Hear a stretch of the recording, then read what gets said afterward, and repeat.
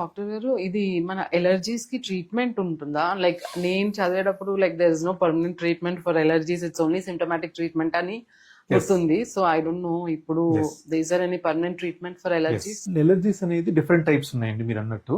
So ఇందులో nasal allergy ఉంటుంది, skin allergies ఉంటాయి అండ్ ఫుడ్ ఎలర్జీస్ ఉంటాయి.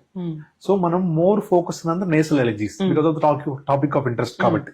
సో నేసల్ ఎలర్జీస్ లో ఫస్ట్ టైప్ ఆఫ్ ఎలర్జీ ముందు ఐడెంటిఫై చేయాలి, whether you are allergic or you feel like your allergic.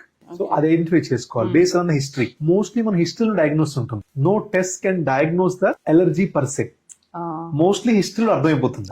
Especially nasal allergy గురించి చెప్తున్నాను. దాన్ని సైంటిఫిక్ గా ఎలర్జిక్ రైనైటిస్ అంటాం. Rhino means nose, allergic means allergic rhinitis. So ఈ allergic rhinitis అనేది మనం హిస్టరీలో కనుక్కుంటాం.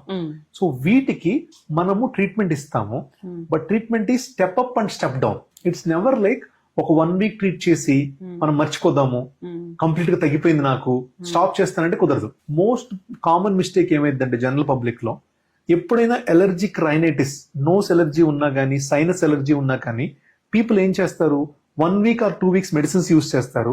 ఆ మెడిసిన్స్ అయిపోయాయి, దెన్ వీఆర్ డన్ అనుకుంటారు. అది బిగ్గెస్ట్ మిస్టేక్. ఎందుకని ఈ ఎలర్జీస్ అనేవి ఏంటంటే continuous inflammation in the body. So దాన్ని మనం సప్రెస్ చేస్తూ ఉండాలి some period of time. Over a period of 1 to 1.5 month వరకు, అంటే అప్ టు 6 weeks వరకు మనం సప్రెస్ చేస్తూ ఉండాలి. సప్రెస్ చేసిన తర్వాత దెన్ గ్రాడ్యువల్ గా మనము డోస్ డిక్రీజ్ చేస్తాం. So you increase to that level, then gradually step down చేస్తాం.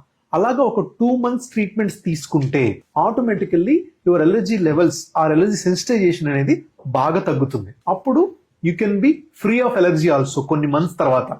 దిస్ ఇస్ హౌ మన సైన్స్ అంతా ఆ లెవెల్ వరకు కూడా డెవలప్ అయింది ఇప్పుడు.